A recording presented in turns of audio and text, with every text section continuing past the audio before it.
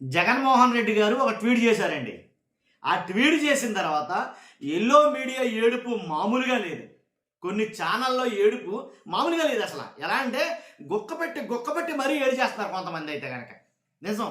సాంబా గారు కావచ్చు, అలాగే టీవీ5 ఎవరైతే శివ అనుకుంటా ఆయన ఒకడు కావచ్చు, అలాగే కొన్ని యూట్యూబ్ ఛానళ్ళు కావచ్చు. మామూలుగా కాదు, జగన్ గారు ట్వీట్ చేయడం ఏంటి, వీళ్ళు ఏడుపు ఏడవడం ఏంటి, గుక్కపెట్టి మరీ ఏడవడం ఏంటి అని మీలో చాలామందికి అయితే డౌట్ రావచ్చు. ఖచ్చితంగా అదేంటో మనం చెప్పబోతున్నాం. రాష్ట్రం మొత్తం ప్రజలందరికీ నిజం తెలియాలి కాబట్టి మీ బాధ్యతగా మీరు లైక్ చేయండి. రాష్ట్ర ప్రజలకి నిజమేంటో తెలుస్తుంది. ఈ ఇన్ఫర్మేషన్ ఎక్కువ మంది షేర్ అవుతుంది. కొత్తగా మన ఛానల్ చూస్తే పక్కాగా సబ్స్క్రైబ్ చేయండి. మీ అమూల్యమైన అభిప్రాయాన్ని కామెంట్ రూపంలో తెలియజేయండి. ఎందుకు ఏడుస్తున్నారు? జగన్ గారు ట్వీట్ చేయడం ఏంటి? అసలు జగన్ గారు చేసిన ట్వీట్ అంతలా వీళ్ళని ఏమని ఎందుకని ఏడిపించిందంటే కనుక మై డియర్ బ్రదర్, విన్నారా ఈ మాట? మై డియర్ బ్రదర్ అని జగన్మోహన్ రెడ్డి గారు ఏంటి తమిళనాడులో అప్రాతిహతంగా బీభత్సంగా గెలిచినటువంటి టీవీకే తమిళ మెట్రిక్ కలిగం పార్టీ అధినేత విజయ్ గారి గెలవడంతో జగన్ గారు ఓ ట్వీట్ అయితే చేశారు. సహజంగా ఓ ట్వీట్ చేస్తే దాంట్లో మీ గెలుపు నిజంగా మాకు మనస్ఫూర్తిగా సంతోషాన్ని కలిగించింది, మై డియర్ బ్రదర్, ప్రియమైన నా తమ్ముడా అని జగన్మోహన్ రెడ్డి గారు అనడంతో వీళ్ళకి మనం మామూలు కాదిక భయంకరమైన ఏడుపు నేను అందించి ఏంట్రా అప్పుడు పిలిస్తే తప్పే ఉందండి. ఇప్పుడు జగన్ గారు కాదు, చంద్రబాబు నాయుడు గారైనా పెట్టచ్చు, చంద్రబాబు నాయుడు గారైనా పిలవచ్చు, తప్పే ఉంది. గెలిచిన వాళ్ళని అభినందించడంలో తప్పే ఉంది, తప్పలేదు కదా. మరి ఎందుకు ఏడుపు అని అంటే కనుక నిజంగా వీళ్ళు ఏడ్చారంటారా? చూపిస్తాను మీకు. ఎందుకంటే కనుక మనం మామూలు కాదు, బోత్ ఆర్ నాట్ సేమ్. ఏంటి ఎవరు పెట్టుకున్నారు ఈ మాట? ఈయన టీవీ5 సాంబా గారు ఆయన వీడియోలో పెట్టిన తమ్మనైల్ ఇది.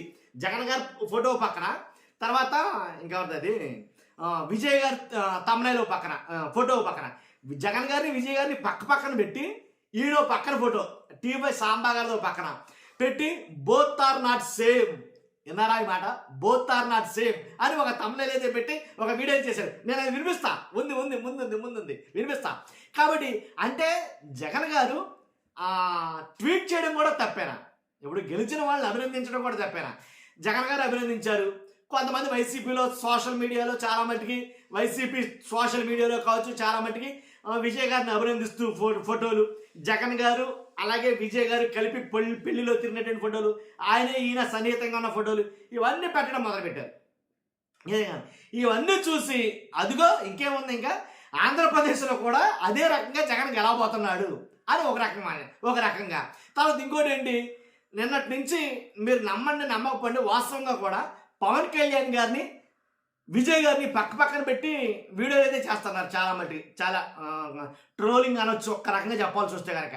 ఎందుకునంటే కనుక మరి సేమ్ ఆయన సినిమా హీరో, ఈయన సినిమా హీరోనే. ఆయన పార్టీ పెట్టాడు, ఈయన పార్టీ పెట్టాడు. అఫ్కోర్స్ పవన్ కళ్యాణ్ గారు పార్టీ పెట్టి 10 ఏళ్ళు అయింది అనుకోండి, ఆయన పెట్టి 2 ఏళ్ళు అంటున్నారు. కాకపోతే కొంతమంది 90 రోజులు అంటున్నారు. పెట్టి 90 రోజుల్లోనే ఆయన సీఎం అయిపోయాడు. పార్టీ పెట్టి 10 ఏళ్ళు అయినా పాపం ఈయన ఎలా ఉండిపోయాడు అంటే ఈ రకంగా కాదు, వాళ్ళు ఎవరు నచ్చినట్టు వాళ్ళు వీడియోలు చేయడం మొదలెట్టారు. ఇంకా మీరు ఎప్పుడు సీఎం అవుతారు అని అంటే కనుక ఆయన సీఎం నేను అవనో, చంద్రబాబు నాయుడు గారు సీఎం ఇంకో 15 సంవత్సరాల పాటు ఆయనకి నేను పనిచేస్తానని చెప్పాడు. ఆయన చెప్పినా మీరు వినకపోతే ఎలా మళ్ళా వీడియోలు చేస్తారు కొంతమంది అయితే కనుక. ఇలా ఈ రకంగా నిన్నటి నుంచి సోషల్ మీడియాలో ఏడుపు, మరి మామూలు ఏడుపు కదా అది. కాబట్టి అసలు సాంబా గారు ఏమన్నారో విందాం. ఫస్ట్ దాన్ని గట్టిగా లైక్ అని చెప్తాను. సాంబా గారు ఏమన్నారో విందాం ఒకసారి. తమిళనాడు రాజకీయాలు రిజల్ట్స్ వచ్చాయో లేదో ఇక్కడ వైసీపీ తెగ హైరాణ పడుతోంది. అంటే ఎవరో పూర్వకాలంలో చెప్పారు. ఏం చెప్పారు? ఊళ్ళో వాళ్ళ పెళ్లికి కుక్కల హడావుడి. డైరెక్ట్ గా నేర్చు కదా. ఇక్కడ అర్థం ఏంటంటే సాంబా గారు చెప్పిన మాటకి ఊళ్ళో పెళ్లికి కుక్కల హడావిడి అని అంటే కనుక అంతకుముందు ఆయన మాట్లాడిన మాట ఏంటి, తమిళనాడులో విజయ్ గారు గెలిచారు, వైసీపీలో నాన్న హైరాణ మొదలైపోయింది, నాన్న సంబరాలు మొదలైపోయాయి అని అన్నారు. అన్న తర్వాత సాంబా గారు చెప్తున్న మాట ఏంటి, ఊళ్ళో పెళ్లికి కుక్కల హడావిడి అని ఆయన మాట్లాడతాడు. ఆయన అంటే ఊళ్ళో పెళ్లి ఏంటి, తమిళనాడులో విజయ్ గారికి గెలవడం. కుక్కల హడావిడి అంటే ఎవరిదే? వైఎస్ఆర్సీపీ వాళ్ళు హడావిడి అంటే వైఎస్ఆర్సీపీ వాళ్ళు కుక్కలతో పోల్చి ఈయన చెప్తున్న మాట. అదే ఇండైరెక్ట్ గా మాట్లాడుతున్నాడు. డైరెక్ట్ మళ్ళీ ఒకసారి ఎందుకు మీకు అర్థమైపోద్ది. రాజకీయాలు రిజల్ట్స్ వచ్చాయో లేదు యూనివర్సిటీ మాస్టర్ మైండ్ సమర్పించి మళ్ళీ ఒకసారి వినండి మీకోసం. తమిళనాడు రాజకీయాలు రిజల్ట్స్ వచ్చాయో లేదో వచ్చాయి, ఇక్కడ వైసీపీ తెగ హైరాణ పడుతోంది. ఎందుకు అంటే ఎవరో పూర్వకాలంలో చెప్పారు. ఏం చెప్పారు? ఊళ్ళో వాళ్ళ పెళ్లికి కుక్కల హడావుడి. ఓహో, అంటే నేను ఎవరిని కించపరచడానికి మాట అంటలేదు, మళ్ళీ ఎందుకు అది సామెత గుర్తుకొచ్చి మాట్లాడాను తప్ప అనేసి ఎవరిని కించపరచడానికి అంటలేదు అనేసి సారీ చెప్తారు. ఏంటండి I'm sorry use this word for politics. అయ్యో సారీ కూడా చెప్పారండి. నా use this word in politics అంట. ఎందుకంటే తమిళనాడు రాజకీయాలు ఆంధ్రప్రదేశ్ రాజకీయాలు ఒకటిగా లేవు. ఒకేసారి ఎన్నికలు కూడా జరగలేదు. ఒకేసారి ఎన్నికలు జరగలేదు. తమిళనాడు రాజకీయాలు ఆంధ్రప్రదేశ్ రాజకీయాలు ఒకటి కావు. నిన్న నుంచి చాలా మంది మేధావి సంపత్ వర్గం మాట్లాడుతున్న మాట ఏంటంటే తమిళనాడు వేరు, ఆంధ్రప్రదేశ్ వేరు, ఆంధ్రప్రదేశ్ రాజకీయాలు వేరు, తమిళనాడు రాజకీయాలు వేరు. రాజకీయం ఎక్కడైనా ఒకటే రాజకీయమే కాదంటారా? ఒకసారి విందాం ఒకసారి. తమిళనాడులో అన్నా డిఎంకే లేదా డిఎంకే అనేక సార్లు ఎన్నికల్లో గెలవటం ఓడిపోవటం ఇప్పటి వరకు జరుగుతా ఉంది. జరిగింది. కమలహాసన్ గారు కానివ్వండి, రజనీకాంత్ గారు కానివ్వండి, విజయన్ గారు కానివ్వండి, ఎవరైనా సరే కెప్టెన్ విజయ్ కానివ్వండి, అంటే పార్టీలు పెట్టినా పెట్టకపోయినా రాజకీయాల్లోకి వస్తున్నామని చెప్పినా చెప్పకపోయినా ఆ రెండు పార్టీల మధ్య ఎప్పుడు గెలుపు ఓటంలో ఉంటా ఉంటాయి. ప్రభుత్వం లేదంటే ప్రతిపక్ష పాత్ర కూడా ఆ రెండు పార్టీలే పోషిస్తూ ఇంతకుముందు టీడీపీ కాంగ్రెస్ లాగా అలాగా ఉండేది కాదు. ఇప్పుడు అయితే కనుక ఇప్పుడు ఇంతకుముందు టీడీపీ కాంగ్రెస్ పార్టీ కూడా అలా ఉండేది. సొంతగా పార్టీ పెట్టుకొని టీవీకే రూపంలో అత్యధిక సీట్లు సాధించిన ఘనత ఆయనకు దక్కింది. రెండో స్థానంలో డిఎంకే, మూడో స్థానంలో ఏఐడిఎంకే వెళ్ళింది. ఇక జగన్మోహన్ రెడ్డి గారికి దీనికి సంబంధం లేదు. జగన్మోహన్ రెడ్డి గారి పార్టీకి దీనికి కూడా సంబంధం లేదు. మొదలైంది ఈయన మ్యూజిక్. ఒకే తెలుగుదేశం పార్టీ అధినేత ముఖ్యమంత్రి చంద్రబాబు నాయుడు గారు 5 నియోజకవర్గాల్లో ఎన్డీఏ పార్టీ తరఫున ఆయన ప్రచారం చేశారు. అది కూడా తప్పులేదు. అది పొత్తు ధర్మం కదా.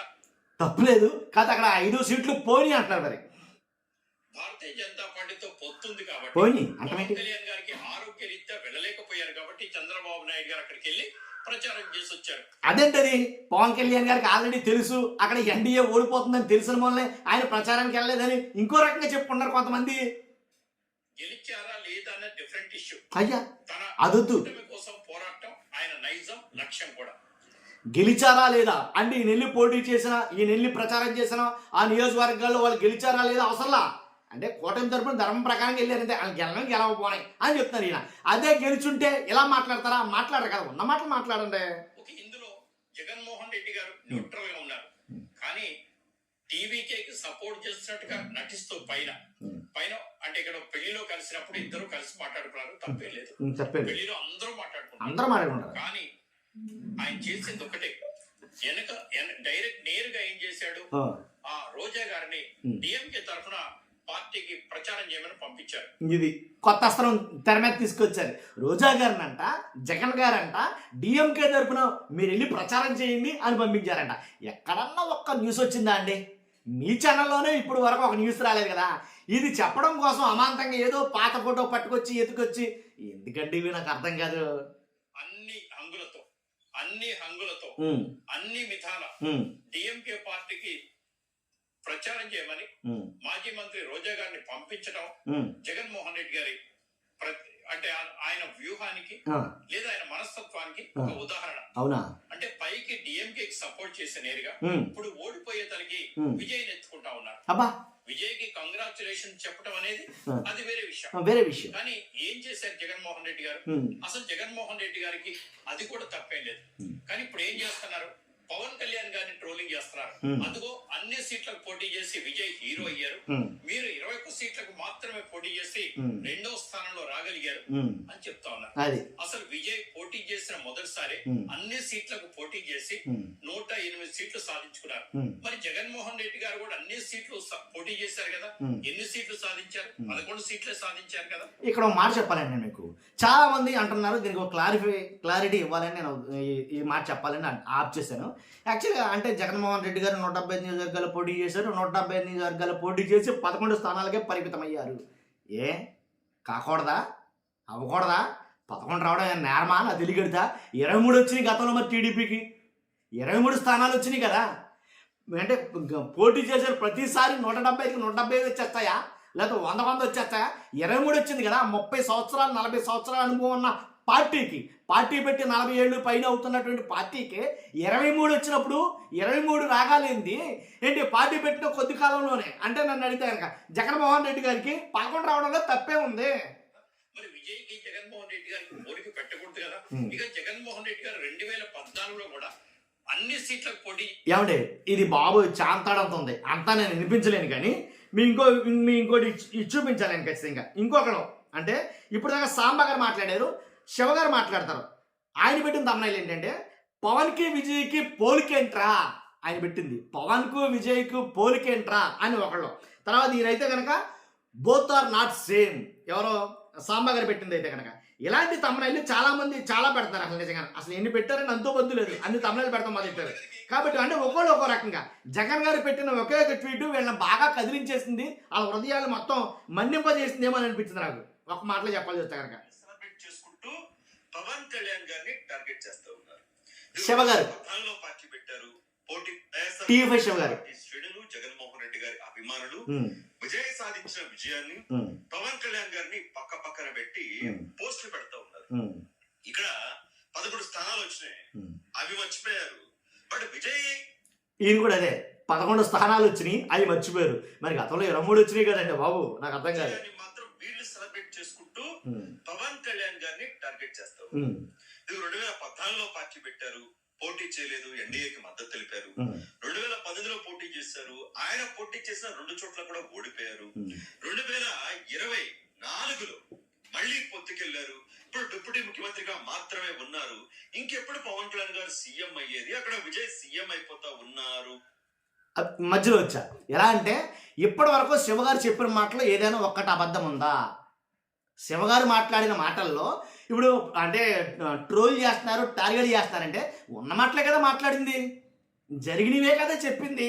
2 చోట్ల పోటీ చేశారు, ఓడిపోయారని జరిగిందే కదా చెప్పింది. పొత్తులో ఉన్నారు ఫస్ట్లో, అది పొత్తులో ఉన్నారు, అది కూడా వాస్తవమే కదా, ఉన్నవే కదా చెప్తుంది. పోస్టులు అయితే పెడతా ఉన్నారు. ఒకసారి ఒక వ్యక్తి మీద కోపంతోనో, ఒక పార్టీ మీద కోపంతోనో వాస్తవాలను మరిచేసి అవాస్తవాలని వక్రీకరించి వాస్తవాలు ఏంటో అదేమో నాకు అనిపిస్తా ఉంది. పోలిక పెట్టడం తప్పులేదు, నేను దాన్ని ఏ మాత్రం కూడా తప్పు పట్టలేదు. మళ్ళీ తప్పులేదు అంటారు కాబట్టి మన దక్షిణాది రాష్ట్రమే కాబట్టి, ఆయన కూడా సినిమా హీరో కాబట్టి, ఈయన కూడా సినిమా హీరో కాబట్టి అందుకే అడుగుతున్నారు. సారూప్యతలు పోలికలు ఉంటాయి, దాంట్లో నేనేం మాత్రం తప్పు పట్టలేదు. మరి ఎందుకు వీడియో 5 రాష్ట్రాలు ఎన్నికలు జరిగినాయి. మరి పుదుచ్చేరి తప్ప అన్ని రాష్ట్రాల్లో కూడా అక్కడ ప్రతిపక్షాలు 11 స్థానాల కంటే ఎక్కువే సంపాదించినాయి. మరి మళ్ళీ 11 వస్తాయి. జగన్మోహన్ రెడ్డి ఎందుకు 11 స్థానాలు మాత్రమే సంపాదించారు అని ఇది కూడా పోలిక పెడతా ఉన్నారు. సో పోలిక సహజం గాని, బట్ అవి వాస్తవాలను వక్రీకరించేలాగా ఉండకూడదేమో అని నాకు అనిపిస్తా ఉంది. విజయ్ పార్టీ పెట్టిన 2 సంవత్సరాలు 2 నెలల్లోనే అద్భుతమైన విజయాన్ని సాధించారు. పవన్ కళ్యాణ్ గారు నా వీడియోలో అయితే నేను ఎవరినైనా సరే గారైనా సంబోధిస్తా, ఏకవచనంతో మాట్లాడను. ఇక్కడ నేను మాట్లాడుతున్న శివ గారు నేను 4-5 సార్లు అబ్జర్వ్ చేశా. ఏం మాట్లాడుతున్నారంటే పవన్ కళ్యాణ్ గారినేమో పవన్ కళ్యాణ్ గారు అని అంటున్నాడు ఈయన, ఆ విజయ్ గారిని మాత్రం విజయ్ ఏంటి కాబోయే సీఎం అని పట్టుకుని 108 స్థానాలు ఆయన కైవసం చేసుకున్నారు. దాన్ని ఏ మాత్రం కూడా ఇక్కడ తక్కువ చేయడం లేదు. బట్ పవన్ కళ్యాణ్ గారి పరిస్థితి ఏంటి, పవన్ కళ్యాణ్ గారి పరిస్థితి ఏంటి, ఆంధ్రప్రదేశ్ పరిస్థితి ఏంటి, తమిళనాడు పరిస్థితి ఏంటి? తమిళనాడులో ఉన్న రాజకీయ పరిస్థితులు వేరు, ఆంధ్రప్రదేశ్ లో ఉన్న రాజకీయ పరిస్థితులు వేరు. అక్కడ సామాజిక సమీకరణాలు వేరు, ఇక్కడ సామాజిక సమీకరణాలు వేరు. అక్కడ ఒకటే పార్లమెంట్ పవన్ కళ్యాణ్ గారి అభిమానులు కొంతమంది వేరని చెప్పారు. ఇప్పుడు ఫైనల్ గా తగ్గొట్టేద్దాం ఒకటే మాట, ఇక్కడ పవన్ కళ్యాణ్ గారి అభిమానులు కావచ్చు సీఎం అని అరుస్తారు, కానీ ఎవడో ఓట్లేసి వెళ్ళాడు. ఇక్కడ సీఎం అని అరుస్తారంట.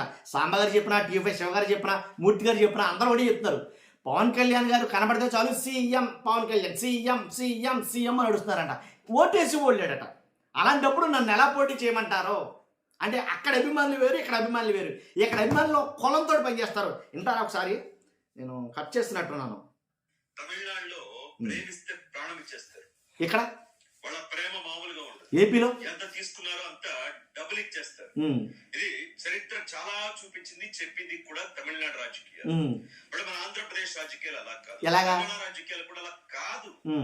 మనకు ప్రతిదీ సామాజిక కోణం కావాలి, కోణం కావాలి, కులం డబ్బులు కావాలి, రకరకాల సమీకరణాలు ఇక్కడ ఉంటాయి. అక్కడ లేవా అంటే అక్కడ ఉన్నాయి, కానీ బట్ ఆంధ్రప్రదేశ్ తో పోల్చుకుంటే తమిళనాడు ఈ సామాజిక సమీకరణాలు కులం గొడవలు చాలా వెనకబడిపోయింది. ఇది గమనించారు. ఇప్పుడు విజయ్ వచ్చిన టైమింగ్ పర్ఫెక్ట్. విజయ్ డిఎంకేతో అన్నాడీఎంకేతో అక్కడ తమిళనాడు ప్రజలు విసిగిపోయారు. 60 సంవత్సరాలకి 2 పార్టీలనే భరిస్తా ఉన్నారు.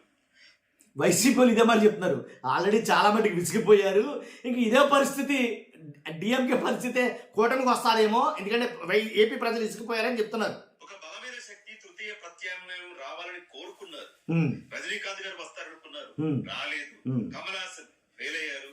విజయకాంత్ కొంతవరకు ఆయన పర్వాలేదు, కానీ బట్ అనుకున్న స్థాయికి విజయకాంత్ కూడా రాలేదు. ఒక బలమైన శక్తి కోసం ఎదురు చూస్తూ ఉంటే ఈ రెండు పార్టీలతో జనం విసిగిపోయి ఉంటే, ఇక ఏ పెద్ద హీరో రజనీకాంత్ కూడా వెనకడుగు వేసి డ్రాప్ అయిపోతే ఆ అంది వచ్చిన అవకాశాన్ని విజయ్ అందిపుచ్చుకున్నాడు. అద్భుతమైన విజయాన్ని సాధించాడు. తమిళనాడు రాజకీయాలు, తమిళ రాజకీయాలు అక్కడ విసిగిపోయారు. బట్ పవన్ కళ్యాణ్ గారు వచ్చే నాటికి పరిస్థితి ఏంటి చెప్పండి. పవన్ కళ్యాణ్ గారు విజయ్ గారి లాగా